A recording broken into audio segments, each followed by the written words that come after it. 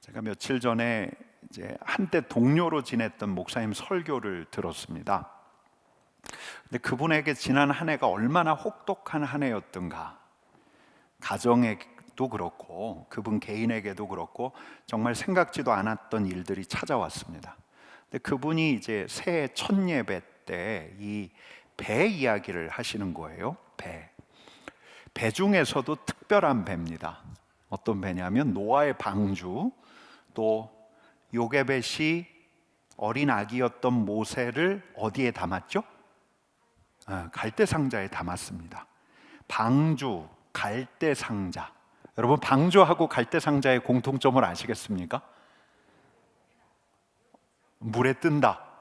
물에 뜨죠. 물에 뜨는데 이걸 히브리어로 테바라고 합니다. 테바인데 이게 돛도 없고 노도 없습니다. 돛이 없으니까 어떻습니까? 바람을 탈 수가 없습니다. 방향을 바꿀 수가 없습니다. 노가 없으니 어떻습니까? 방향을 바꿀 수 없습니다. 속도를 조절할 수 없습니다. 여러분, 노아의 방주가 그랬죠? 갈대상자가 그랬습니다. 그냥 노아의 방주는 물 위에 떠 있었고, 그 갈대상자는 나일강 그 물길에 그 향로를 맡길 수밖에 없었습니다. 근데 그 목사님이 우리 인생을 이 테바에 비유를 하시는 겁니다. 계획대로 될 거라 믿지만 그건 착각이라고, 내 뜻대로 내 바람대로 되기를 기대하지만 생각대로 풀리지 않는 게 우리의 인생이라고. 이 목사님의 자기 고백이 있는 거죠. 지난해 정말 밑바닥을 경험한, 그리고 지금도 진행 중인 이 목사님의 생생한 고백이 담겨 있는 설교여서 굉장히 은혜가 깊었습니다. 여러분, 근데 이 테바는 물길만 따라가는 게 아니죠. 물길만 따라가는 게 아닙니다. 무엇을 따라갑니까? 물길을 내신 하나님을 따라갔습니다. 그러니까 하나님께서 테바의 방향키를 쥐고 계신 거예요.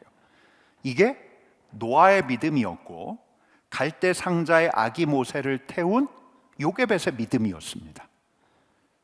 여러분, 우리가 테바에 올라탄 인생이라는 거, 그런 자각이 우리에게 있습니까? 여러분, 우리 자신을 돌아봐도 정말 그런 것 같습니다. 올해가 시작했지만 올해가 어떻게 갈지 우리 정말 모르겠습니다. 우리 인생이 어떻게 될지 우리가 조정할 수가 없습니다.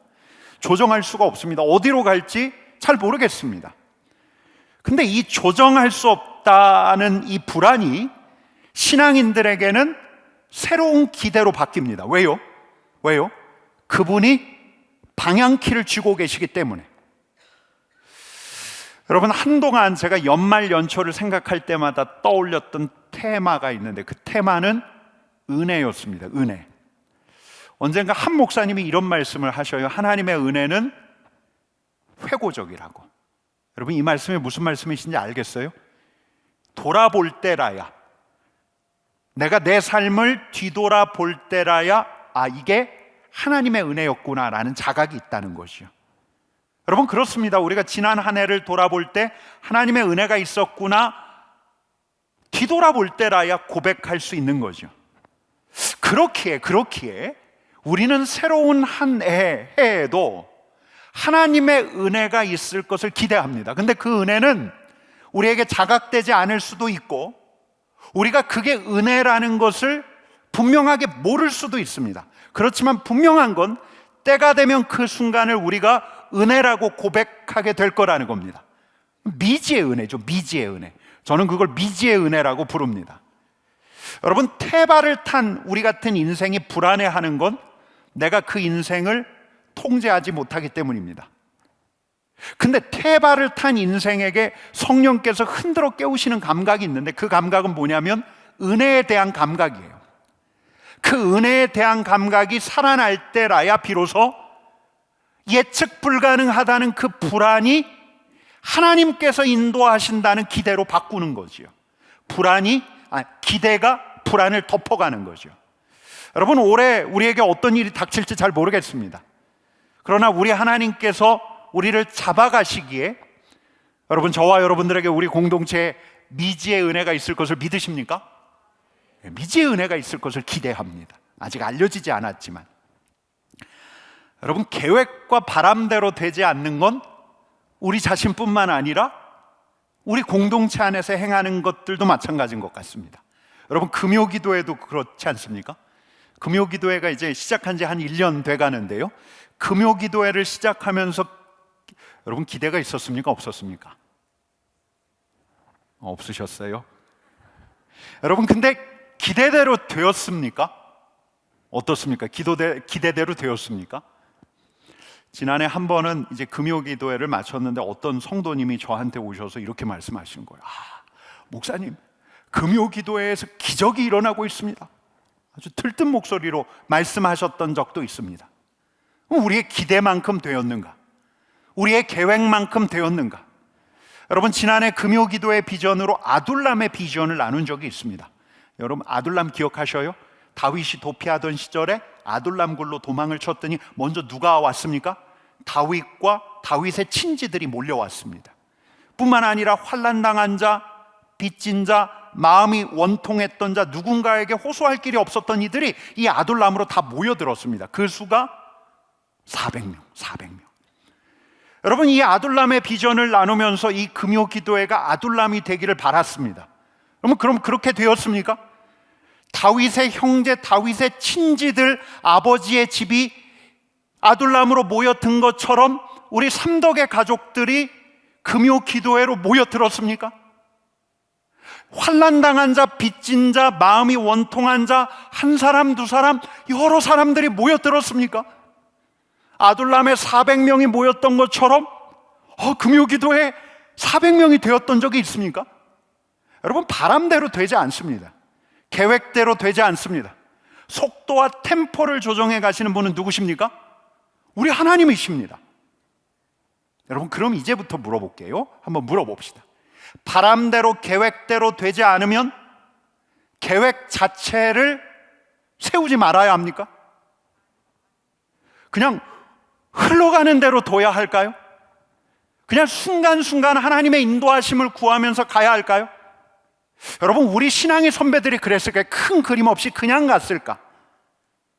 여러분, 물론 그래야만 하는 순간이 있죠. 그러지 않으면 안 되는 때도 있습니다. 방주를 딱 탔는데 언제 비가 그칠지 모르겠는 거예요. 그럴 때는 어쩔 수 없습니다. 지금 어디로 가는지도 잘 모릅니다. 그냥 하루하루 하나님의 인도하심을 기대할 수밖에 없습니다. 하지만 그런 경우가 아니라면 여러분, 우리 신앙의 선배들에게도 분명하게 있었던 게 있습니다. 그게 뭐냐면 목표. 한번 따라해 볼까요? 목표예요. 여러분, 그들은 목표 없이 되는 대로 살지 않았습니다. 목표를 두고 목표에서 눈을 떼지 않았습니다. 여러분, 갈대아 우르에서 우리 하나님께서 하란 땅에서 아브라함을 부르셨을 때 떠났습니다. 히브리서에 보면 갈 바를 알지 못하고 떠났다고 합니다. 그러니까 그가 가야 할 땅이 어떤 땅인지도 모르고 떠난 거예요. 하지만 아브라함의 시선은 늘 어디에 있었습니까? 하나님이 가라 하신 그 땅을 향해 가 있었습니다. 여러분, 모세가 이스라엘 백성들을 데리고서 이집트에서 나왔을 때 불과 한 2주, 길게 잡으면 한 달이면 가나안 땅에 도착했을 때인데 이스라엘 백성들의 불순종 때문에 지체돼요. 한 40년 광야를 떠돌았지만 모세의 시선은 늘 어디에 가 있었습니까? 가나안 복지에 가 있었습니다. 표대입니다. 표대. 사도 바울도 이렇게 고백하고 있습니다. 고린도전서 9장 26절 말씀을 같이 읽겠습니다. 시작. 그러므로 나는 목표 없이 달리듯이 달리기를 하는 것이 아닙니다. 나는 허공을 치듯이 권투를 하는 것이 아닙니다. 여러분, 뭐라고 하죠? 목표 없이 달리듯이 달리게 하는 게 아니라고. 목표를 두고 다름질하고 있다고. 여러분, 빌립보서 3장 14절 말씀도 같이 읽어보겠습니다. 같이 읽겠습니다. 시작. 그리스도 예수 안에서 하나님께서 위로부터 부르신 부름의 상을 받으려고 목표점을 바라보고 달려가고 있습니다. 무엇을 보면서 달려갑니까? 목표점을 보면서, 표대를 보면서 달려가고 있는 겁니다. 여러분, 목표가 있었어요. 어떤 일이 생길지 모르지만, 예측 불가하지만 목표가 있었습니다. 그냥 방향 없이 가고 싶은 대로 가는 게 아니었습니다. 특별히 하나님께서 보라 하신 가라 하신, 세워주신 목표가 있었습니다. 아브라함에게도 목표가 있었고, 모세에게도 목표가 있었고, 사도 바울에게도 목표가 있었고, 예수님에게도 목표가 있었습니다. 여러분, 그러면 그 다음 질문 하나 드립니다. 목표가 있었으니 이들에게는 치밀한 계획이 있었을까요? 없었을까요? 금방 대답 안 나오시네요. 로드맵, 아브라함의 로드맵, 모세의 로드맵. 아브라함이 가나안까지 가는 계획을 세웠을까? 모세가 이스라엘 백성들을 이끌고 갈 때 여정뿐만 아니라 일정을 염두했을까? 사도 바울이 전도 여행을 할 때 한 6개월? 한 1년? 이런 일정과 이런 여정으로 가야지 치밀하게 계획을 세웠을까? 여러분, 어떻게 생각하세요? 그런 것 같지는 않죠. 그런 것 같지는 않습니다. 여러분, 시간 계획이라는 개념 자체가 얼마 되지 않은 개념입니다. 우리가 손목시계 차고 다닌 지가 얼마 되지 않았습니다. 다이어리 쓰면서 연간 계획 세우고 일간 투두리스트 쓴 지가 얼마 되지 않았습니다. 시간 효율, 시간 관리라는 개념 자체가 아주 근대적인 개념에 가깝습니다. 여러분, 제가 지금 성경의 인물처럼 우리도 로드맵 없이 가야 한다는 게 아닙니다. 이 다이어리가 없었던 시절에는, 우리가 생각했던 것보다 훨씬 더 예측 불가능했던 시절에는, 갈 바를 알지 못하고 나아가야 했던 아브라함, 모세, 우리 예수님, 사도 바울의 시대에는 그들에게는 어쩌면 우리에게보다도 더 큰 영적인 감각이 필요했던 것 같아요. 왜요? 매일매일 하나님의 인도하심이 없으면 안 되니까.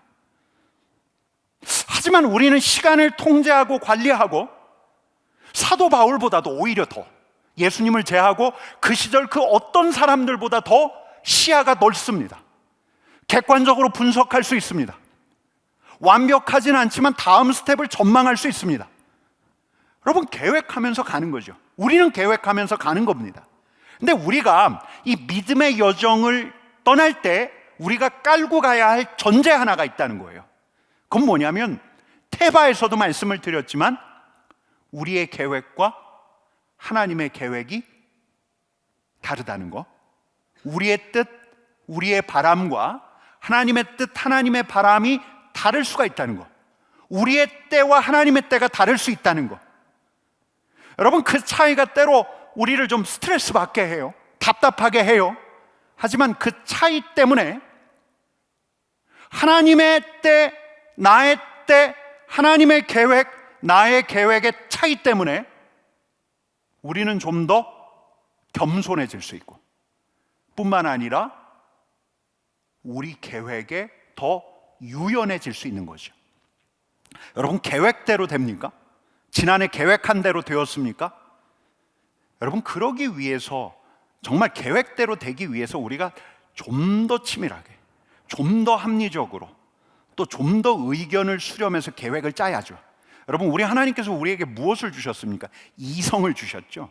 하나님의 형상인 인간에게 계획하고 관리할 수 있도록 이성을 주셨기에, 이 시간, 우리에게 주신 시간과 자원을 합리적으로 관리할 수 있도록 힘을 주셨기에, 지혜를 주셨기에, 여러분, 우리가 이 시간을 아주 치밀하게 계획하면서 나아가는 게 마땅하지만 우리가 신앙인으로서 깔고 가야 할 전제 하나만큼은 잊어서는 안 된다는 거예요.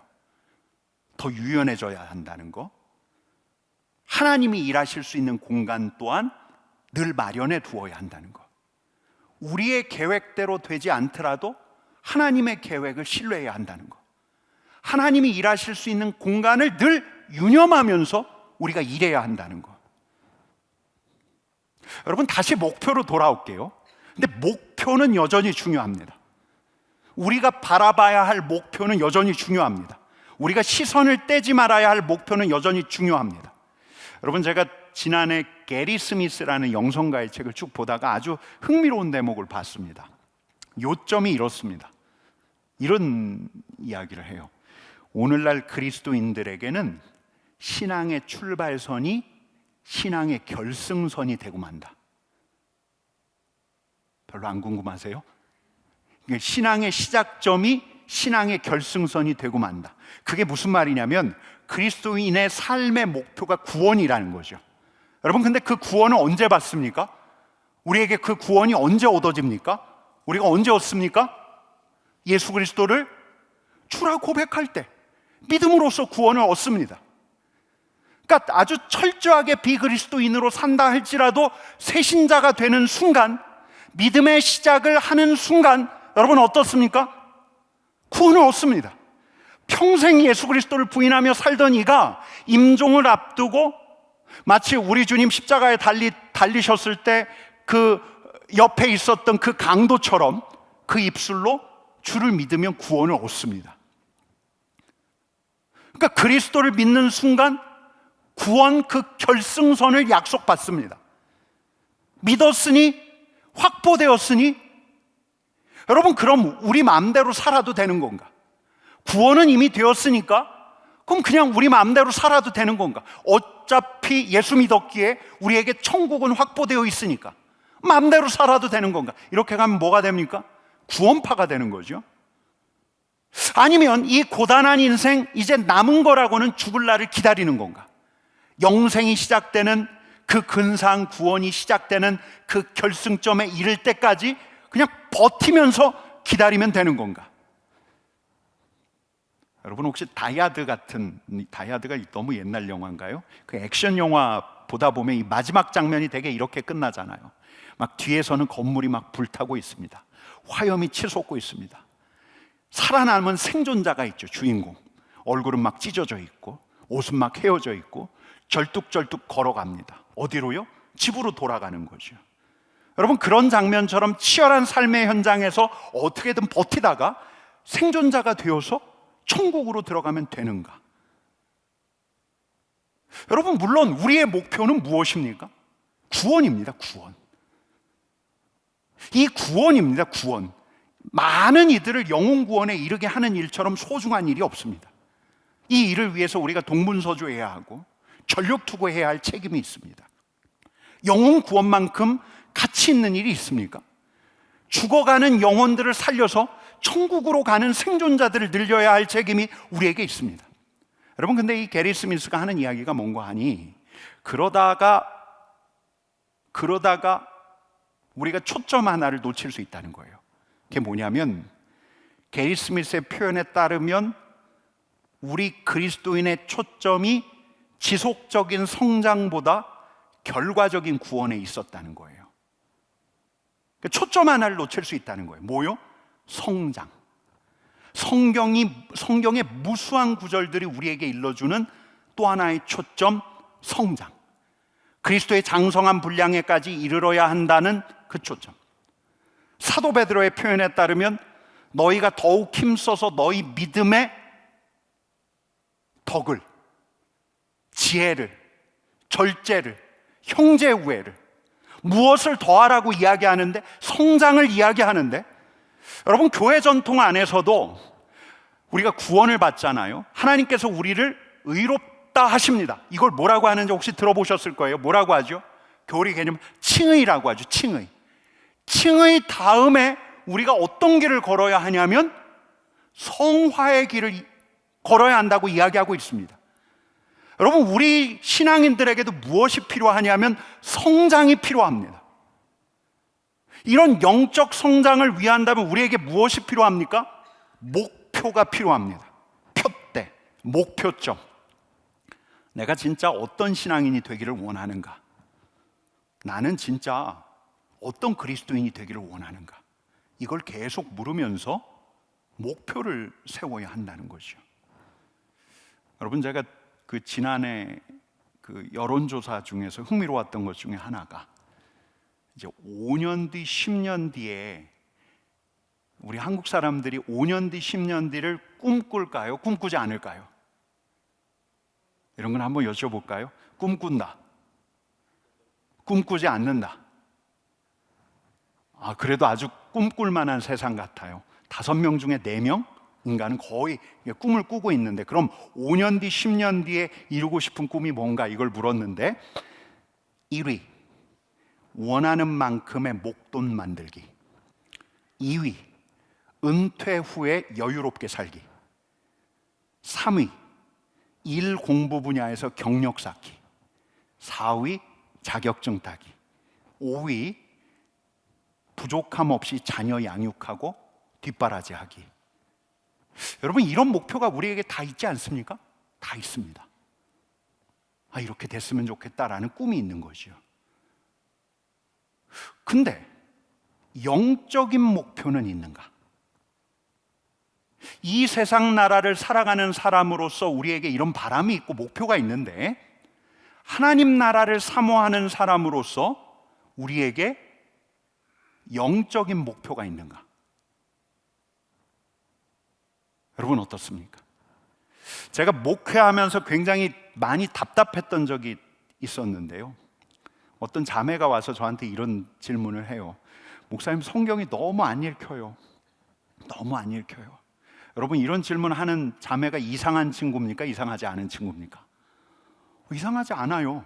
그냥 하나도 이상하지 않아요. 근데 1년 뒤에 똑같은 고민으로 찾아옵니다. 목사님, 성경이 안 읽혀요.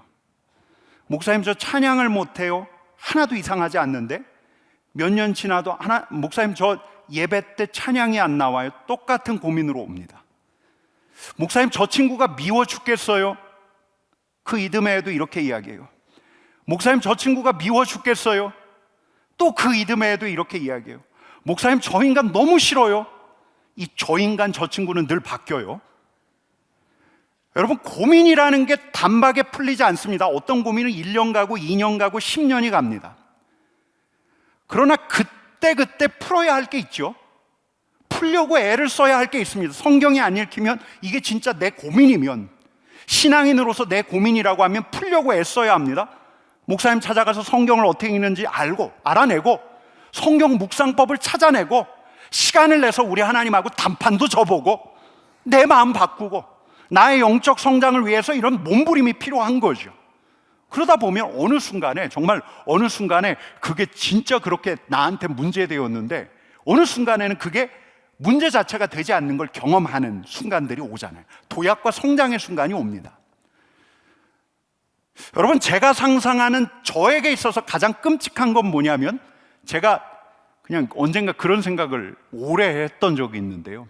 저한테 가장 끔찍한 건 뭐냐면, 제가 그냥 지금 이 모습 이대로 머물러 있는 거예요. 그러니까 1년이 지났는데도 지금처럼 설교하는 거예요. 1년이 지났는데도 지금처럼 기도하는 거예요. 1년이 지났는데도 오늘 낮에 제가 고민했던 문제를 가지고 또 씨름하고 있는 거예요. 성장이 없는 거죠. 방향 없이 달린 거예요. 그냥 버티고 견뎌온 거예요. 여러분, 사도 바울뿐만 아니라 수많은 신앙의 선배들이 말해요. 인생의 목표뿐만 아니라 영적인 목표도 세우라고. 감리교의 창시자 존 웨슬리라는 분이 있는데, 이분이 세웠던 목표가 조금 무시무시하긴 하지만 이분은 그리스도의 완전, 이게 자신의 삶의 목표였어요. 그리스도인으로서 완전에 다다르는 것. 한번 같이 읽어볼까요? 첫째, 마음을 다하여 하나님을 사랑하겠다. 둘째, 마음과 삶을 송두리째 하나님께 바치겠다. 셋째, 하나님의 형상을 온전히 되찾겠다. 넷째, 매사에 그리스도께서 생각하신 것처럼. 다섯째, 그리스도를 닮아 한결같이 살겠다. 이런 목표를 두고 평생을 달려갔던 이가 웨슬리였습니다. 그러니까 완전한 그리스도인이 되도록 추구해갔던 거죠. 여러분, 우리가 연초가 되면은 목표를 세웁니다. 한 해의 목표를 세우기도 하고, 또 우리가 어떤 인생의 전환기, 퇴직을 한다거나 또 어떤 하프타임으로 맞는 시기다라고 할 때 5년 뒤, 10년 뒤를 생각하면서 내 자신의 목표를 세우기도 합니다. 내 삶, 우리 가정, 우리 직장을 위해서 그 목표가 분명하면 분명할수록 우리의 삶은 두루뭉실하지가 않죠. 그렇다면 영적인 목표는, 하나님의 나라를 사모하는 우리들에게 영적인 목표는, 여러분, 근데 여러분들에게 분명히 말씀드릴 수 있는 건 뭐냐면, 지난 주일날 말씀드린 것처럼 영적인 목표는 위로부터 오는 것이어야 해요. 단지 그냥 내 바람, 내 갈망을 투사한 목표가 아니라 우리가 그리스도인으로서 성장을 바라고 하나님께 물으면 위로부터 오는 주어지는 목표가 있어요. 나는 어떤 그리스도인이 되고 싶지? 나는 어떤 그리스도인이 되어야지? 이걸 묻는 자에게 우리 하나님께서 영적인 목표, 우리가 바라봐야 할, 우리가 달려가야 할 목표를 주시는 거예요. 여러분, 저는 지난해를 복음과 함께 하면서 제 자신에게는 그냥 분명한 목표 하나가 생겼습니다. 그 목표가 뭔가? 하나님의 다스림이에요. 다스림. 하나님의 다스림. 그래서 그 목표를 생각하면서 오늘도 또 물어요. 내가 오늘 하나님의 다스림을 바라고 있었던가? 인생의 결승선이 지나고 나면 새하늘과 새 땅에서 하나님의 다스림을 온전히 누릴 것이지만 지난해보다 올해 더 하나님의 다스림 안에서 살기를 원하는가? 아침에 일어나서 먼저 그분을 주목하고 아침에 오늘 하루를 그분의 다스림을 받기를 청하고 오늘 하루 누구와 만나든 무슨 일을 하든 간에 그분과 상의하고 그분의 다스림을 청하고 자기 전에는 오늘 하루를 다스려온 그분 앞에서 부끄럼 없이 살았는가 고백하고 그분의 다스림의 흔적들을 찾아서 감사할 수 있는가? 여러분, 지난해보다 더 진하고 더 진하게 하나님의 다스림을 경험하는 게 제 목표입니다. 더 깊은 하나님의 다스림을 경험하는 게, 하나님의 다스림 안에 머무는 게 제 목표인데, 제 목표뿐만 아니라 우리 성도들 모두의 목표가 되기를 축복합니다. 여러분, 그게 나의 구체적인 영적인 목표가 되면 지난해에는 일주일에 하루 그냥 주일날 교회 올 때라야, 가끔 예배를 찾을 때라야 하나님이 나를 다스려 가고 계시지 라는 걸 자각했는데, 올해는 일주일에 하루가 아니라 매일 하나님께서 나를 다스려 가시기를 고백하기를 내가 간절히 바란다면, 지난해에는 오늘 하루 하나님께서 나를 어떻게 다스려 가셨지, 이걸 내가 찾으려고 궁리를 하며 살았는데, 올해에는 내 동료는 차치하고 내 가족들부터 내 안에서 하나님의 다스림을 본다면, 이런 목표. 여러분, 이 영적인 성장은 보이지 않아요. 그래서 이걸 다른 사람이 평가하고 계량화하기는 어렵죠. 내가 예배를 더 많이 참여하고 헌금도 많이 내고 교회에서 머무는 시간이 많다고 해서 나에게 영적인 성장이 오지 않는다는 거, 그게 영적인 성장이 아니라는 건 우리가 잘 알고 있습니다. 근데 다른 사람은 몰라도 나는 한 해를 돌아보면서 나는 내가 성장했는가 성장하지 않았는가는 알아요. 지난해 한 해를 돌아보면서 내가 지난해 동안 나의 영적인 성장이 있었는가 없었는가 다른 사람은 몰라도 내 자신은 말할 수 있어요. 근데 이 성장이 있으려면 오늘 말씀의 초점은 뭐냐면 표대가 있어야 된다는 거예요. 목표가 있어야 한다는 거예요. 내가 정말 어떤 그리스도인이 되기를 원하는가, 이걸 물어야 한다는 거예요. 나는 올해 얼마나 하나님의 다스림 안에 머물기를 원하는가, 나는 올해 어느 순간까지 하나님의 다스림을 의식하기를 원하는가, 이걸 생각하며 내 영적인 목표를 세워가야 한다는 거예요. 그래야 성장이 있는 거죠. 여러분, 우리 공동체 올해 우리 공동체에 주신 목표도 있습니다. 뭐죠? 성경 통독, 성경 완독. 이게 보이는 목표죠. 보이는 목표. 그러나 영적인 목표도 있습니다. 보이는 목표 밑에 깔린 보이지 않는 더 큰 영적인 목표. 어떤 목표가 있습니까? 주님과 함께하는 것, 그리스도를 더 알아가는 것, 우리 성도들이 더 많이 우리 하나님의 다스림 안에 있음을 고백하는 것. 여러분, 제가 아까 말씀을 준비하다가 잠깐 이렇게 인터넷을 보는데, 신학교 교수를 은퇴하시고 조직신학 교수를 하다가, 교의학 교수를 하다가 은퇴하시고 아주 작은 교회를 목회하고 계신 목사님이 막 올린 글이 있어서 제가 그 일부를 가지고 왔습니다. 막 올린 글이에요. 새해 첫 당회에서 목사와 장로 모두 자신의 진보를 위해 힘쓰자고 했다. 목사와 장로직에 익숙해짐으로 성숙이 멈추어 버리는 것보다 더 위험한 일은 없다. 매일 자기를 성찰하며 회개함으로 성령에 의해 더 순결해지지 않으면 부패하고 완고해져 성령의 인도함을 받지 못하는 이가 된다. 그러면 교회의 충만한 은혜의 통로가 되는 것이 아니라 거침돌이 될 수 있다. 이것이 오늘날 한국 교회의 문제이다. 이렇게 시작한 글이 이렇게 이어져요. 성령 안에서 주님과 깊이 교통하기를 힘쓰며 더 좋은 설교자가 되기 위해 끊임없이 정진하는 목사에게는 신선한 영감과 메시지가 고갈되지 않을 것이다. 그의 인격과 영성과 설교는 점점 발전하여 은퇴 시에는 절정에 이르게 될 것이다. 여러분, 어찌 이런 말이 목회자에게만 뿐이겠습니까? 우리 장로님들에게만 해당되는 일이겠습니까? 우리 모두가 그렇습니다. 우리에게 진보가 있어야 합니다. 성장이 있어야 합니다. 우리가 그리스도 안에서 그분의 장성한 분량에 이르기까지 지난해보다 올해 더 자라가야 합니다. 우리의 그릇이, 우리의 마음의 그릇이, 우리의 말그릇이, 우리의 영혼의 그릇이 더 커져야 합니다. 그러기 위해서는 우리 안에 세속의 성장과 번영을 위한 목표가 있는 것처럼 우리 안에 영적인 목표가 있어야 합니다. 위로부터 온 말씀이 내 목표가 되어야 하고, 그 표대를 바라보면서 우리가 더 성숙하기를, 성장하기를 바라야 합니다. 그러고 계획해 나가는 것이요. 그 목표에 다다르도록, 물론 계획대로는 안 되겠지만 하나님께서 주신 이성으로 그 목표를 바라보면서 우리가 영적인 성장을 위해 하나님께서 우리에게 맡기신 일들을 고민하면서 해나갈 수 있는 겁니다.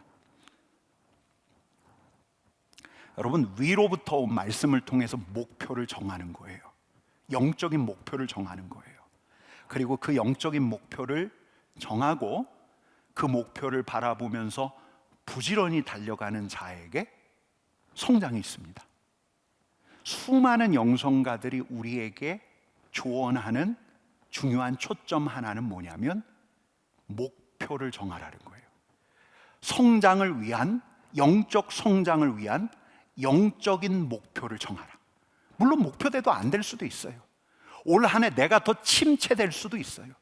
그러나 목표를 정하며 향방 없이가 아니라 방향을 정해놓고 그리로 달려가는 이에게 우리 주님께서 은혜를 주시고 그리스도의 장성한 분량에 이르기까지 자라게 하신다는 것이요. 여러분, 우리 성도들 모두가 올 한 해는 지난해보다 더 하나님의 다스림 안에 머물기를 축복합니다. 여러분, 정말 하나님이 나를 인도해 가시는구나, 하나님께서 나를 보호하시는구나, 하나님께서 내 생업 현장 가운데, 우리 가정 가운데 다스림의 손길을 늘 펼치고 계시는구나, 이런 고백을 할 수 있는 저와 여러분 되기를 간절히 축복합니다. 우리에게 목표가 있어야 한다는 거예요. 여러분, 저는 이제 어제 오늘 다시 이 아둘람을 생각했습니다.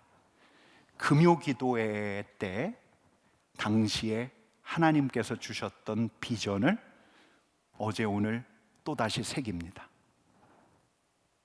목표한 대로, 계획한 대로, 우리의 바람대로 지난해 되지 않았지만 그 목표는 올해도 여전합니다.